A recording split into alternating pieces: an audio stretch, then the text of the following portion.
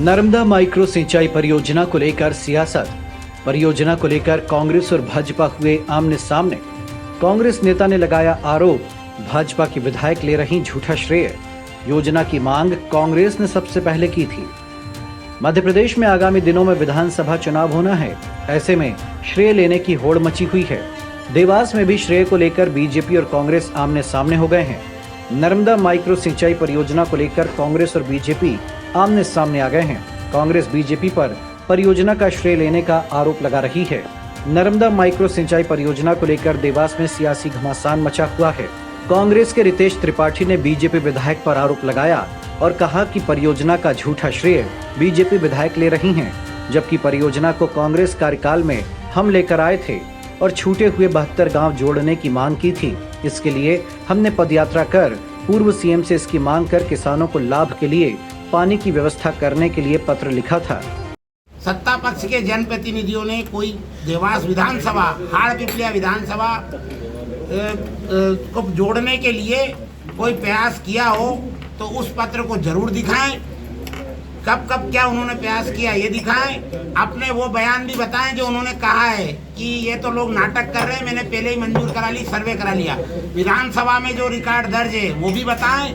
जनता के सामने सत्यता आना चाहिए। मैं पहले भी उनको बोल चुका हूँ। इस मामले में देवास विधायक गायत्री राज्य पवार ने कहा कि काम करने वाली बीजेपी, मांगने वाले बीजेपी के नेता, देने वाले बीजेपी के सीएम, पैसा बीजेपी का। अब इसमें कांग्रेस कहां से आ जाती है? ये परियोजना मुख्यमंत्री द्वारा दी जाने वाली योजना है। मैंने खुद मुख्यमंत्री जी से योजना में छूट गए 72 गांव जुड़वाए हैं। पूरी देवास विधानसभा कट रही थी, इसमें वो पूरी विधानसभा जुड़वाई है। मुख्यमंत्री जी ने सभी गांव जोड़े हैं। 1000 करोड़ रुपए जोड़ने का काम किया है। श्रेय लेने की बात मुझे समझ में आती है। कांग्रेस का काम यही है, काम करना नहीं, झूठ जोर जोर से बोलते हैं। जैसे ही चुनाव आते हैं इनकी पदयात्रा शुरू हो जाती है। देखिए, ये बात सुनकर ही हंसी आती है।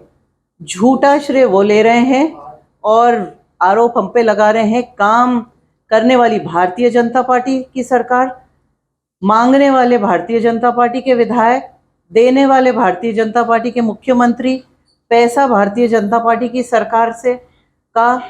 अब इसमें कांग्रेस कहाँ आ जाती है, आप ही मुझे बताइए। आप लोगों को मैं बताना चाहती हूँ, ये माननीय मुख्यमंत्री जी द्वारा दी हुई सिंचाई योजना है। ये पहले केवल हाटपिपला तक आने वाली थी। मेरे प्रयासों से मैंने पीछे लग के इसको देवास के 74 गांव इंक्लूड करवाए थे और लगातार ध्यानाकर्षण के माध्यम से, पत्रों के माध्यम से 2020 से मैं करस्पॉन्डेंस कर रही हूँ सरकार के साथ। 2 ऑप्शंस थे, या तो पूरी देवास विधानसभा कट सकती थी। 1 मिनट सुनिए आप, मैं बता रही हूँ आपको। पूरी देवास विधानसभा काटना एक ऑप्शन था, या सेकंड ऑप्शन था देवास की एक पट्टी कट जाए और हाटपिपलिया की एक पट्टी कट जाए। मेरे लिए तो दोनों घातक थे। हाटपिपलिया का तो बहुत बड़ा हिस्सा बन रहा था। मेरे तो 74 गांव है, उसकी अगर एक पट्टी भी, अगर 30 गांव भी कटते हैं तो मुझे केवल 30-35 गांव में सिंचाई योजना ले जाकर कोई फायदा नहीं मिल रहा था। इसलिए मैंने माननीय मुख्यमंत्री जी से बहुत पीछे पड़कर और इस 34,000 स्क्वायर हेक्टेयर को जोड़ने का प्रयत्न किया है। और आप देखेंगे, आप अधिकारियों से बात करिए, पिछले कुछ महीनों में ही ये 34,000 स्क्वायर हेक्टेयर फिर से जोड़े माननीय मुख्यमंत्री जी ने।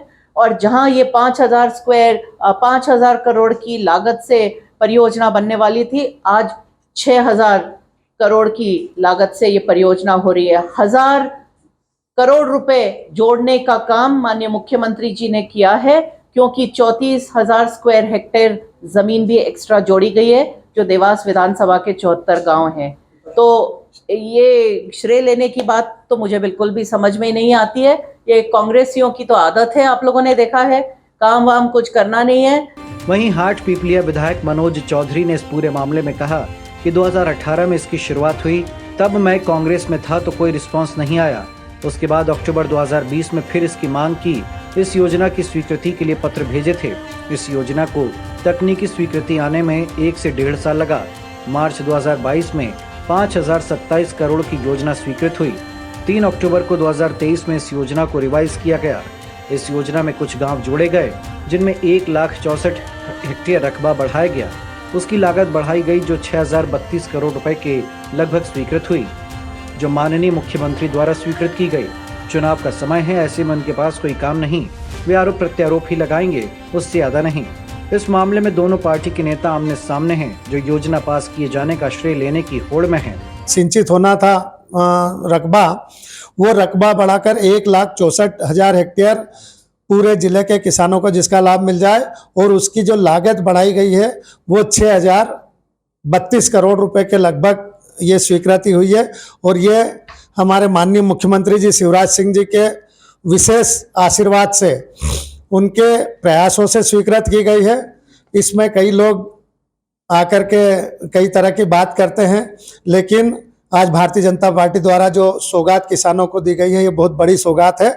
मैं उनको बहुत बहुत बधाई देता हूँ। देखिए, इतना बड़ा झूठ, एक भी योजना तक नहीं बनाई गई उस समय।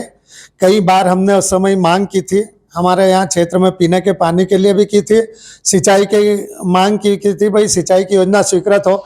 लेकिन मैं धन्यवाद माननीय शिवराज सिंह जी, माननीय मुख्यमंत्री जी का देना चाहूँगा, जिन्होंने इस पूरी योजना को संवेदनशीलता के साथ लिया और उसकी स्वीकृति करवाई। MP express live TV bureau, Dewas.